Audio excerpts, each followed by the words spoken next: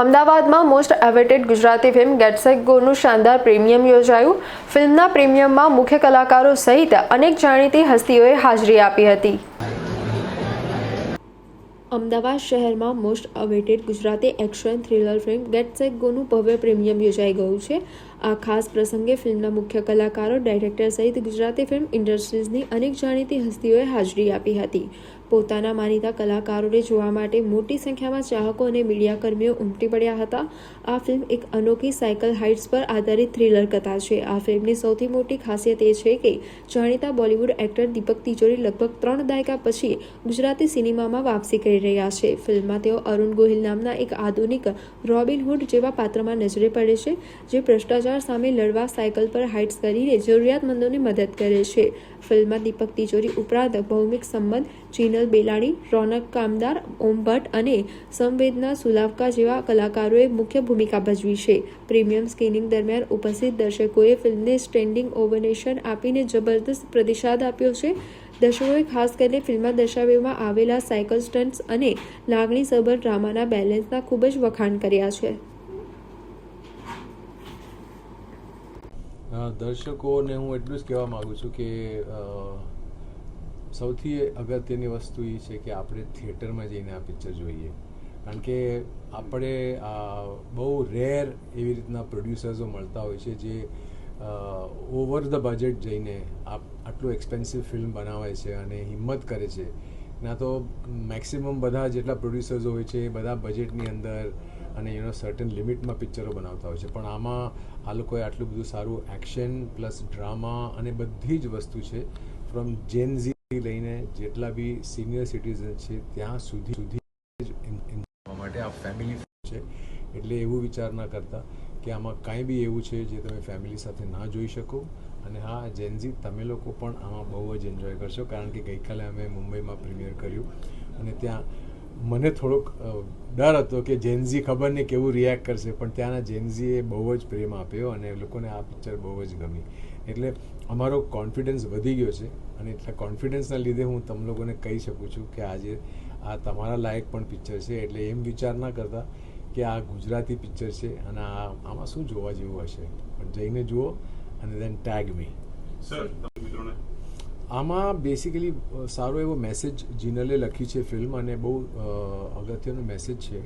આમાં અમે લોકો બધા ચિરંજીવી છીએ અને મારા એક પાસ્ટના કારણે મારે લોકોને મદદ કરવાનું મને મન થાય છે અને પછી હું કઈ રીતના મદદ કરું તો હું એક ટોળી ઊભી કરું છું અને આખી ટોળી જે છે એ બધા સાયકલિસ્ટો છે. તો એમાં અમે લોકો જે ખોટા લોકો, જે લોકો પૈસા સંઘરીને રાખે અને બ્લેક મની બધા સાથે ખોટા યુઝમાં નાખે છે, એના પૈસા અમે લૂંટીને પછી ગરીબોમાં આપીએ છીએ. જે અમે એકચ્યુઅલીમાં જે આ પ્રમોશનમાં અમે જે કામ કર્યું છે બેસિકલી એ જ અમે આ ફિલ્મમાં બતાવવા માંગીએ છીએ અને કહેવા માંગીએ છીએ કે જે જરૂરતમંદના લોકો છે એ લોકોને મદદ કરવી એ આપણો ફરજ છે અને that is what the film is about. Sir, તમારી ફર્સ્ટ ગુજરાતી મૂવી છે, કેટલા એક્સાઇટેડ છો? ફર્સ્ટ નથી, એકચ્યુઅલી 25 વર્ષ પહેલાં કરી હતી મેં, પણ મેં નહોતું કર્યું કારણ કે એ જ હતું કે મારી ઈચ્છા હતી કે ગુજરાતીનો સ્ટેન્ડર્ડ રેઝ થાય, એની ફિલ્મો આપણી એવી ફિલ્મો બનવી જોઈએ કે આમ લોકો એમ કે ये जैसा बॉलीवुड है, जैसा तमिल तेलुगु फिल्में उस लेवल पे हम लोग जा रहे हैं. तो એવી રીતના મારી ઈચ્છા હતી અને આ સબ્જેક્ટ અને આ જે પ્રોડ્યુસર્સ મળ્યા તો બહુ જ સારું હતું કે આટલી હિંમત કરી અને દે સપોર્ટેડ અસ. તો આઈ થિંક તમે લોકો થિયેટરમાં જઈને જોશો એટલે ખબર પડશે કે આનો ખર્ચો અને કેવો જબરજસ્ત એક્શન છે આમાં. સર, ગઈકાલે સની દેઓલ સર અમદાવાદની વિઝિટ હતા, તેમણે પણ કીધું હતું, તેમને પણ તમને બેસ્ટ ઓફ લક કીધું છે તમારી આ મૂવી માટે. તમારો ને એમના તમારો આગળના સમયમાં કોઈ એવો અનુભવ હોય કે? સની ભૈયા સાથે મારી એક ફિલ્મ હતી જે મેં ડાયરેક્ટ કરી હતી અને મેં ઝી માટે ડાયરેક્ટ કરી હતી અને ત્યાં એમાં સની ભૈયા એમાં હીરો હતા અર્જુન રામપાલની સાથે અને પિક્ચરનું નામ હતું ફોક્સ. અને અમારા બહુ જ સારા રિલેશનશિપ હતા all throughout. In fact Sunny ભૈયાએ આઉટ ઓફ ધ વે જઈને એક બી ડેટ ઉપર નીચે ન કર્યા વગર એને મારી પિક્ચર એકદમ જ કમ્પ્લીટ કરી હતી અને I was always respectful for him. અને આઈ વોન્ટ ટુ વિશ હિમ કે બટવારા માટે all the best. And I have seen the trailer and Sunny Bhaiya, you are absolutely amazing. Thank you sir. મજા આવે છે, જોઈ લો.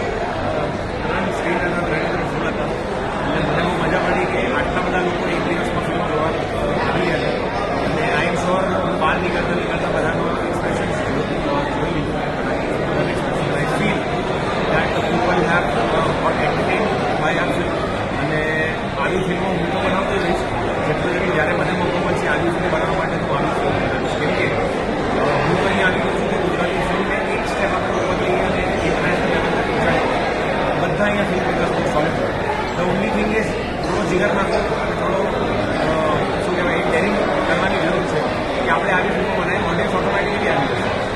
ઓડિયન્સ નહીં આવે તો એકચ્યુઅલી ઓડિયન્સ કંઈક મિસ કરી રહી છે and you appeal the audience કે પ્લીઝ આવો અને આવા સિનેમા જુઓ. આ સિનેમા જોશો તો ગુજરાતી ફિલ્મ બી આ સાઉથ બોલિવૂડ આ બધા ઠેકાણે આપણે. તમે એક્ટિંગ તો કરી જ છે, આ બીજી તમારી એઝ અ તમે પ્રોડ્યુસર બી આવી રહ્યા છો, તો હવે અપકમિંગ પ્રોજેક્ટ્સ તમારા બીજા આના સિવાય અમે એક્સપેક્ટ કરી શકીએ કે તમે બી વધારે સિનેમામાં આવી શકો? ઓફકોર્સ બસ આનાથી થોડી તિજોરી ભરે ને તો એ તિજોરી પાછી ઓડિયન્સમાં જ નાખીશ અને ઓડિયન્સ માટે બીજી પિક્ચરો બનાવો. ગુજરાતી ઓડિયન્સને શું કહેશો? કે ગુજરાતી ફિલ્મને જુઓ અને શરમ ના કરો. ગુજરાતી ફિલ્મોમાં બહુ સરસ સરસ પિક્ચરો બની રહી છે. તમે મિસ કરી રહ્યા છો કે તમે નથી જોઈ રહ્યા તો પ્લીઝ તમે જુઓ અને જેટલો પ્રેમ તમે Bollywood south Indian film English ફિલ્મને આપો છો એટલો જ પ્રેમ તમે ગુજરાતી ફિલ્મોને આપો. નિરાશ નહીં કરો. બહુ કે પિક્ચરમાં એક અલગ વસ્તુ જોવા મળી કે પ્રોડ્યુસર હોય કે દીપક સર હોય પોતે સીડીમાં બેસી રહ્યા છે. તો આપણે એક ધારણા એવી હોય છે કે બોલિવૂડ કોઈ સુપરસ્ટારને લઈએ અને તેમના નખરા કે કંઈક વધારે લઈને એમના પ્રોડ્યુસર કે મૂવી નથી બનાવતા ગુજરાતીમાં, પણ આજે કંઈક અલગ જ દીપક સરનું જોવા મળ્યું કે જે પોતે સીડીમાં બેસ્યા કે જો પોતે તો આવું તો દીપક સરને તમે કઈ રીતે જોવો છો અને કઈ રીતે બીજા એક્ટરને કે અપીલ કરવા માંગો છો કે ના ઇગોની રીતે ના હોય કે આર્ટિસ્ટ જ હોય. તો આજે દીપક સરે સાબિત કરી આપ્યું. ઈગો રાખો વાંધો નહીં, પણ ઈગો એના સાથે રાખો જે ઈગો આપી રહ્યો. Deepak sir has been a senior. Deepak sir નહીં તો અહીંયા સુધી આપણે પહોંચી જ ન શકે. અગર એક એક્ટર જે સિનિયર એક્ટર છે વર્ષોથી બધા નામ જોવા કે છે એક્ટરને અગર એ એક્ટર સપોર્ટ ના કરે તો આ ફિલ્મ આ પડદા પર ના આવી શકે. અને આજે તમે બધાએ જોઈ લીધું કે આટલું ફૂલ થઈ ગયું બધું બધા જ સીડીઓ પર ગયા હતા. દીપક સર અને અમારા તમામ બીજા કલાકારો અમારા ટેકનિશિયન છે બિકોઝ આ ફિલ્મ બધાએ સાથે મળીને બનાવી છે અને અગર ના મળી જાય તો શું કે ખુશી જ નથી મળી ને. થિયેટર તો તમારું સામે છે, અમુક પણ થિયેટર છે. જો તમે મજા કરો તો મજા કરી આપણે જોઈએ. આઈ એમ વેરી હેપી કે આપણે અને અમારા ફિલ્મનું પાર્ટી બહુ બની રહ્યો છે. પાર્ટ 3, 4, 5, 6 દીપક સર ફિલ્મ બને છે. Thank you.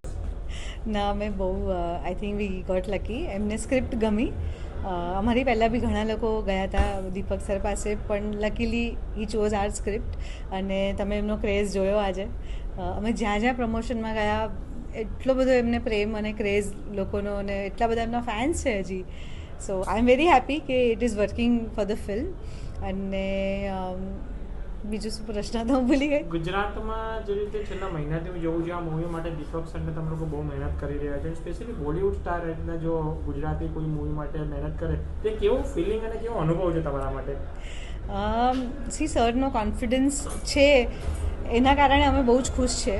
જો કદાચ ફિલ્મ ઉપર નીચે બની હોત ને સરનો કોન્ફિડન્સ હલી ગયો હોત તો મને બહુ દુઃખ થાત. બટ જેન્યુઅલી અને હી ઇઝ અ જેમ ઓફ અ પર્સન.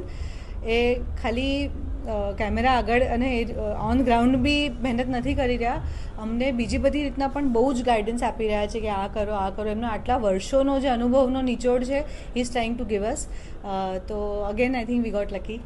ગઈકાલે સની દેઓલ સર અમદાવાદની મુલાકાતે હતા, તેમણે દીપક સરને specially thank you best of luck કીધું અરે છે વાહ, મૂવી માટે. અરે વાહ. તો એના માટે તમે શું કહો છો? આઈ એમ સો હેપી. દીપક સરે એક ફિલ્મ ડિરેક્ટ કરી હતી જેમાં એક્ટર બી સની દેઓલ હતા.